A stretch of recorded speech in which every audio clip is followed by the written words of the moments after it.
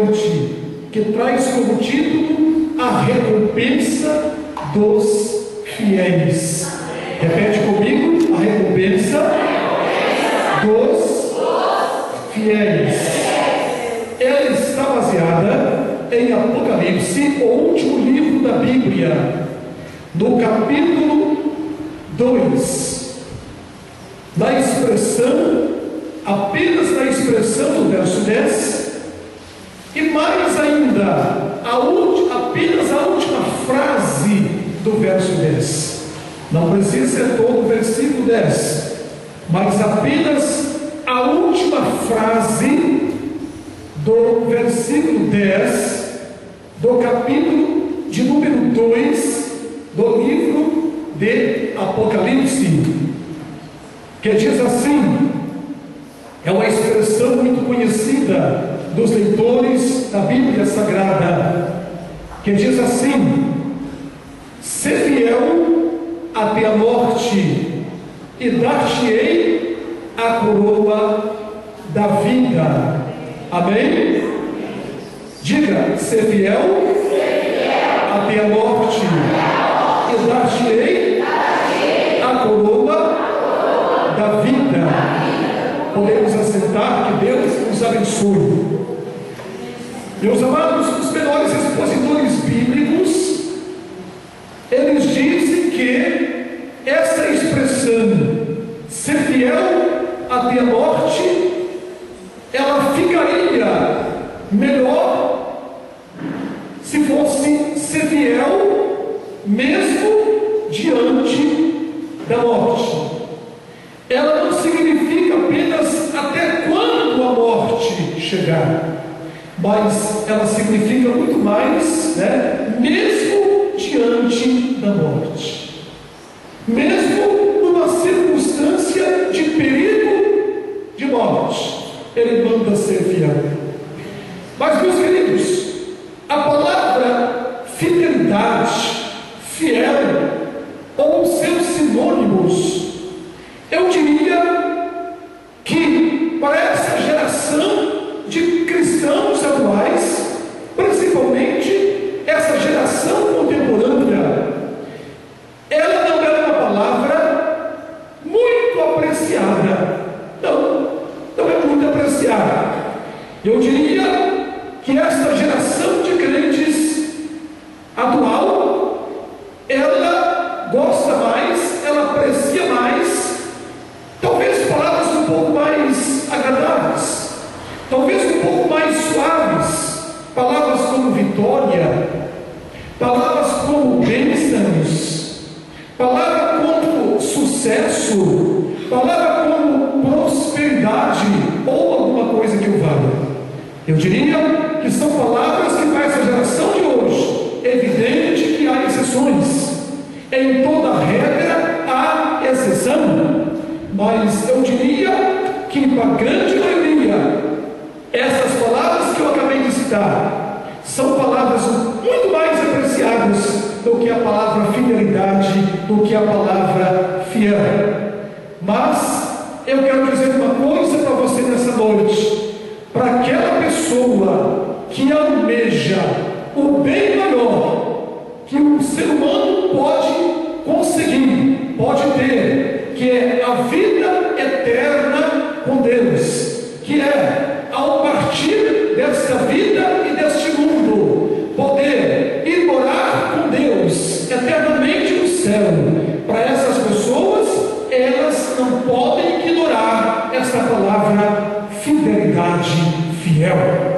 Se a pessoa não interessa pelo céu, não interessa pela vida eterna, não se interessa pela fidelidade ou pela eternidade, tudo bem. Então, essas demais palavras, como de sucesso, vitória, bênção e assim por diante, pode ser que seja mais importante. Mas eu quero dizer para você nessa noite, aliás, eu tenho certeza, este povo que estão aqui nessa noite deseja algo mais do que sucesso terreno, deseja algo mais do que bênçãos materiais, do que bênçãos contemporâneas. Eu tenho certeza que este povo, no seu coração, você almeja coisas maiores, coisas superiores, algo que este mundo e o sucesso desta vida não pode preencher. As bênçãos deste mundo não pode preencher. E é sobre isso que nessa noite nós queremos falar. Que para essas pessoas há uma recompensa dos fiéis.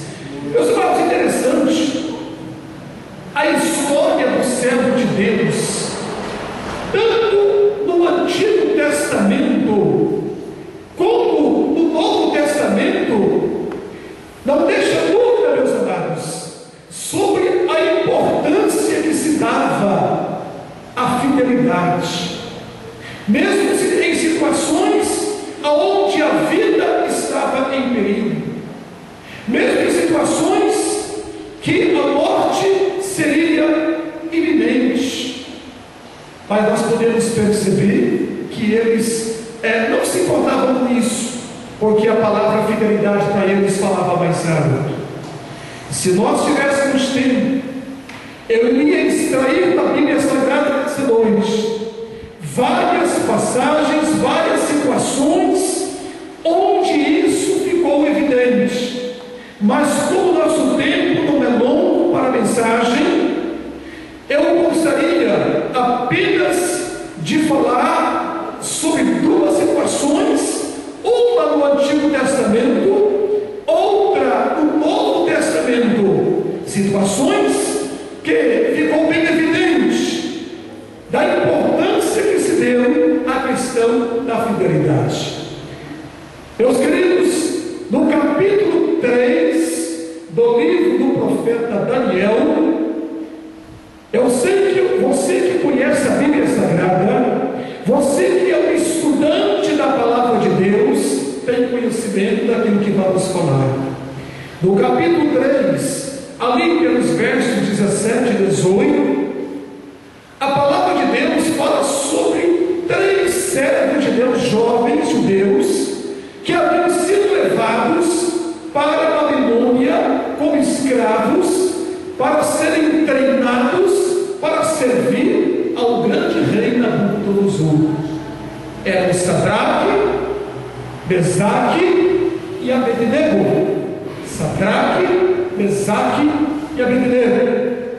Meus queridos, houve um momento que o rei Nabucodonosor, eu não sei dizer porquê, mas houve um momento que ele se exaltou ao extremo.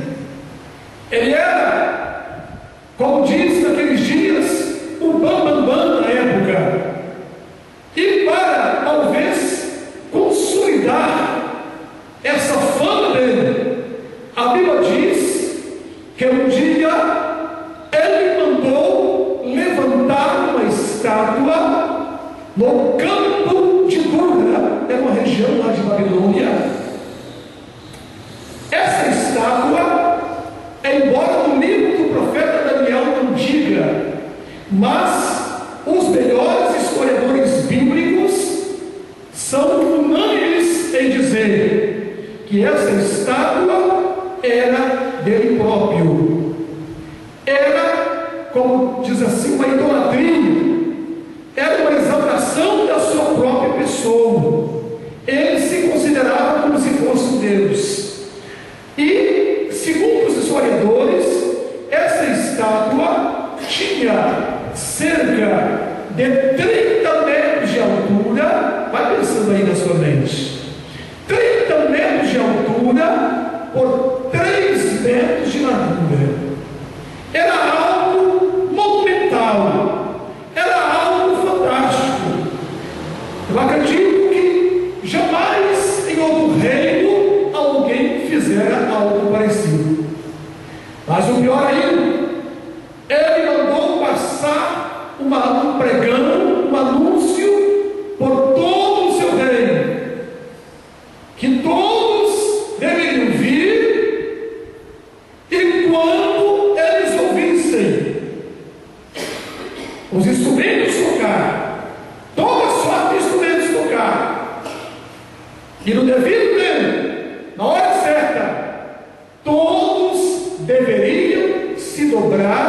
diante daquela estátua. Não importasse quem fosse, pobre, rico, nobres, servos, homens, mulheres, crianças, todos deveriam se dobrar diante daquela estátua dele, porque a sentença já estava lavrada. Quem não fizesse isso seria lançado na fornalha ardente.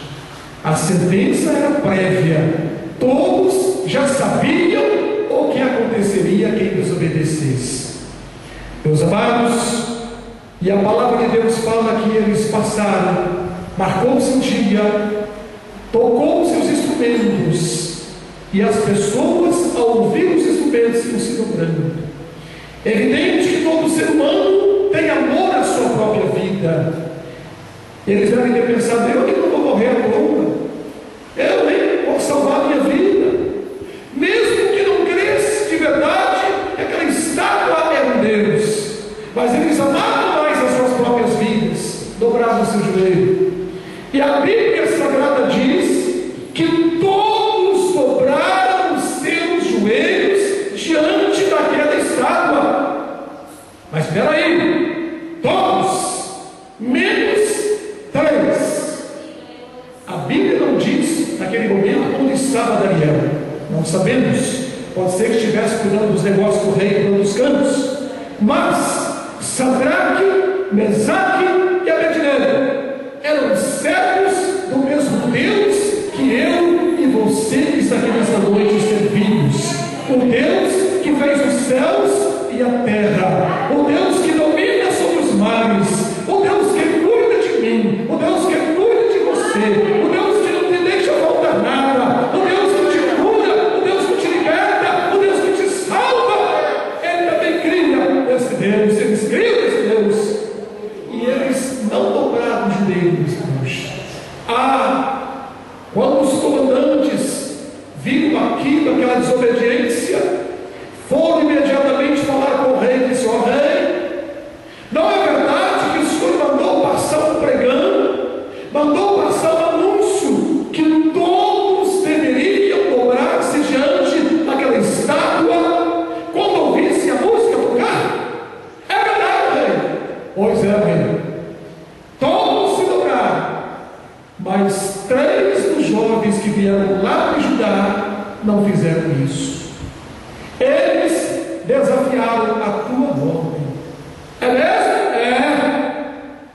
E a Bíblia diz, meus irmãos, que o rei ficou transtornado, irado, bravo, nervoso, e disse: olha, traga imediatamente esses 3. Eu quero ver quem são esses petulantes que não me obedeceram. E lá trouxeram Sadraque, Mesaque e Abednego. Olha, pode ser que vocês não tenham entendido direito aquilo que eu falei, a minha ordem. Vou te dar uma segunda chance. Não faço isso com ninguém, não fiz isso com ninguém, não vou fazer hoje. Vou mandar tocar de novo. E se vocês não se dobrarem, vão ser lançados na fornalha ardente. Meus amados, mas nem foi preciso tocar de novo. Eles já responderam isso no verso 17, 18, fala: rei, eu quero dizer uma coisa para o Senhor. Se o nosso Deus, a quem servimos, quiser nos livrar, Ele tem poder para nos livrar. Se Ele não quiser que nós morramos, nós não vamos morrer. Ei, você que está aqui nessa noite, seu problema é sério, é difícil. O Deus que nós servimos pode. Ele pode. É rei, é Deus, Ele pode. Ele falou: Ele pode. Agora, se Ele não quiser, não tem problema. Nós morremos, mas nós não vamos dobrar diante de uma imagem de escultura, porque nós só servimos ao nosso Deus. Nós somos fiéis ao nosso Deus, mesmo diante da ameaça de morte. Eles prevaleceram com a palavra. Nós vamos continuar sendo fiéis ao nosso Deus. Se viver, vive; se morrer, morreu. Não tem problema. Se morrermos, vamos estar frente a frente com Ele para sempre. Não tem problema. Mas nós não vamos dobrar diante de um Deus que não é Deus. Meus irmãos, essa história você sabe. O rei lançou eles lá na fornalha aquecida 7 vezes mais que ele mandou. Mas o Senhor estava com eles a dentro da fornalha. A Bíblia diz que nem cheiro de fogo poderia sair de lá tinha nas roupas dele. Tinha nada, gente. Não tinha absolutamente nada. Aquela pessoa que honra a Deus, que é fiel a Deus, que não abre mão dessa fidelidade, que não abre mão por causa de nada, pode ter certeza que essa pessoa é protegida por Deus em toda circunstância da vida. Deus está procurando os fiéis à terra. Deus está, meus irmãos. É aquela pessoa fiel, temente, que obedece, que faz a sua vontade. O exemplo do Novo Testamento, irmãos, você pode encontrar em Atos capítulos 6 e 7. O primeiro mártir do Novo Testamento da igreja primitiva é chamado Estevão. Quando você encontrar esses dois capítulos 6 e 7, você vai ver Estevão sendo apedrejado até a morte. Ah, pastor, mas que novidade é essa? Naquela época era comum. É verdade. Havia muitos apedrejamentos naquela época. Mas o que ocorre, meus amados, é o porquê que ele foi apedrejado. Quando você lê o contexto, tá, do capítulo 6, você vai perceber. Estevão foi apedrejado por quê? Porque ele preferiu, tá, mesmo diante das ameaças, ele preferiu continuar glorificando o nome do Senhor Jesus, pregando a palavra dele, fazendo sinais e prodígios e dizendo que o Senhor era Deus. Ele havia sido proibido de fazer isso. Todos os discípulos haviam sido proibidos de fazer isso. Mas ele sabia realmente a quem obedecer. Ele sabia que o Deus que ele servia, que é o Senhor Jesus que nós servimos, ele sabia que era o único que era digno de ser obedecido, de receber a sua fidelidade. Morreu, mas perdeu a vida. Mas a Bíblia diz que na hora da morte ele viu os céus abertos. A Bíblia diz que ele olhou para o céu e viu os céus abertos e o Senhor assentado, prontinho para recebendo. E quando ele falou isso, o que ele estava vendo? O pessoal ficou mais bravo ainda e acabou de matar. O seu corpo foi para o pó, mas o seu espírito foi para Deus imediatamente. O lugar dos fiéis é na presença de Deus, gente. O lugar das pessoas fiéis e tementes é na presença de Deus. Sabe de uma coisa, gente? O mundo caminha para o chamado ecumenismo. Sabe o que é isso? Preste atenção nessa parte da mensagem. Ela é interessante. O mundo caminha para o chamado ecumenismo, que você já ouviu demais aí, é um termo muito usado aí na televisão, no jornalismo, nos comentários por aí. E tocando em miúdos, o que é o ecumenismo? É a união das crenças, a união das religiões. É o anticristo vai mesmo precisar que isso aconteça para que ele possa governar o mundo depois que a igreja for arrebatada. O próximo evento que o mundo aguarda, para sem saber, é o arrebatamento da igreja. Quando este mundo estará sob o governo de um líder geral, que a Bíblia o chama de anticristo, né? E ele vai precisar unificar as religiões. Tantas e tantas religiões que tem no mundo hoje. E é interessante que eu estava pesquisando sobre isso, e você nem imagina quantas e quantas religiões já aderiram ao ecumenismo, inclusive muitas e muitas evangélicas. Já aderiram. Olha, essa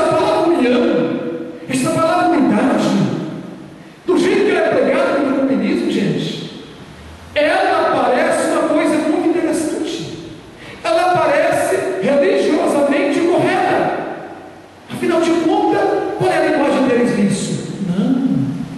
Para que essas diferenças? Nós cremos num só Deus.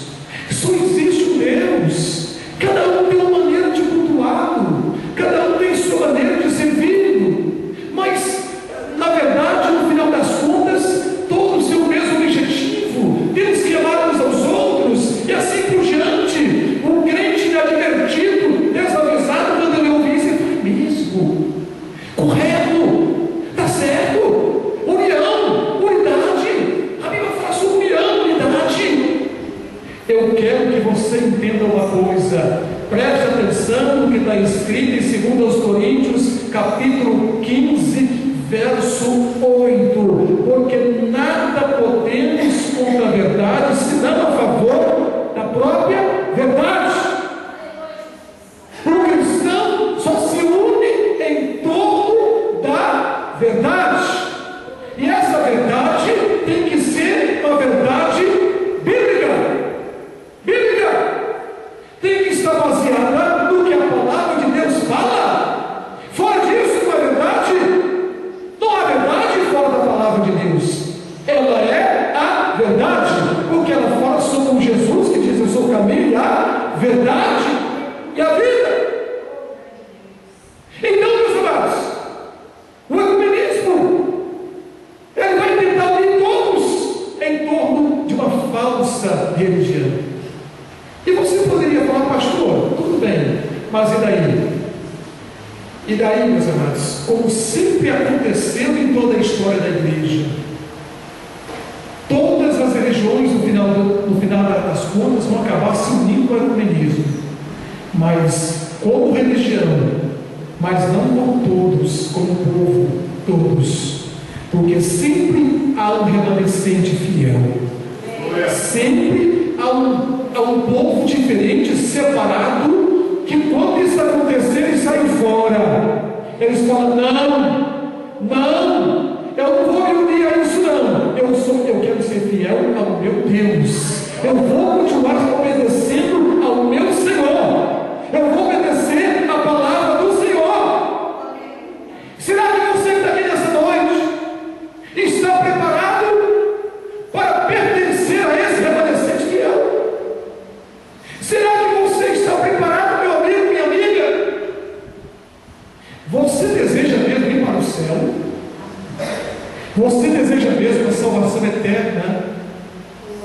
A vida eterna com Deus? Ei, presta atenção, essa vida aqui é passageira. Ei, presta atenção. Não vale a pena apostar todas as fichas nesta vida. Logo tudo vai, logo tudo passa. Ei, o que morre é apenas o corpo temporariamente. O espírito não morre, nem por um instante, nem por um segundo. Ele não morre, ele não dorme. Ele continua em todo o tempo consciente. É por isso que é preciso ser fiel para estar em qualquer circunstância, na alegria ou na dor, no perigo ou na bonança. A pessoa está na presença de Deus. Se morreu, está com Ele. Se está vivo, está com Ele. Por isso essa palavra que lemos hoje como base para essa mensagem: ser fiel mesmo diante da morte. Não é só até em termos de tempo, mas de circunstância. Ser fiel mesmo diante da morte. Meus amados, quantas histórias lindas. Esses países comunistas, agora não tem tantos mais, mas ainda tem. Mas você sabe que desses anos, até esses anos 80, quase final dos anos 80, eram muitos e muitos países comunistas nessa Europa fora. E quantas histórias interessantes, meus amados, de fidelidade. Famílias de servos e servas de Deus, que muitas vezes eram apanhados pelos comunistas, descobriram que eles serviam a Deus. E você sabe que eles perseguem ferrenhamente quem serve a Deus nessas crenças, aonde para eles o Deus deles é o Estado. O Estado é o Deus deles. Amados, e de uma dessas histórias eu me lembro bem.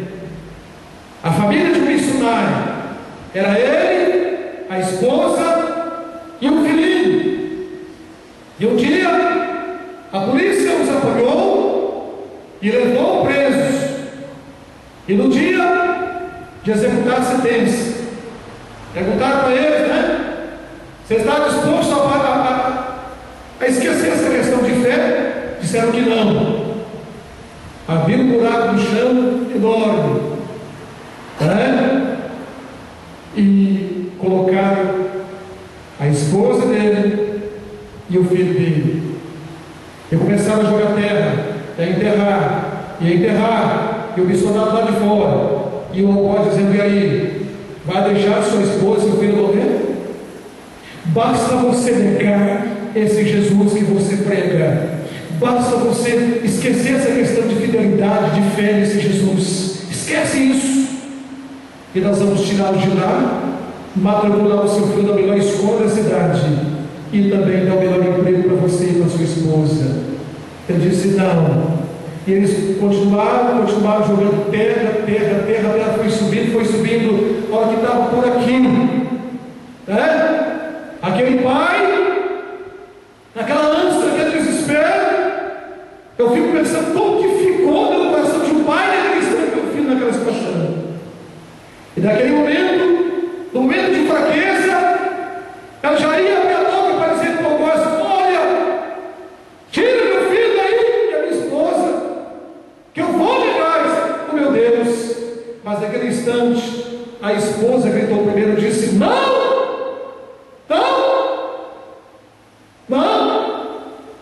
Pode acabar de enterrar. Agora mesmo nós estaremos no banquete com o nosso rei. Aleluia! Agora mesmo estaremos frente a frente com o nosso rei. Meus amados, eles acabaram de enterrar. Não adianta ser fiel mesmo diante da morte. Dar-te a coroa da vida. Deus quer pessoas que não o neguem. Hoje tem gente negando Jesus por tantas bobagens, por tantas besteiras, por tantas coisas insignificantes. Não vale a pena. O preço foi alto, foi o preço de sangue. O preço que Jesus pagou por você, que está aqui nessa noite, mesmo que você não sabia, foi o preço de sangue. Não foi com ouro nem prata, diz a Bíblia. Em 1 Pedro 18, 19, que fomos comprados do nosso fútil procedimento, mas pelo precioso sangue de Jesus. Mas para chegar lá, para gozar dessas bênçãos, desses benefícios, tem que ser fiel. Não pode abrir mão.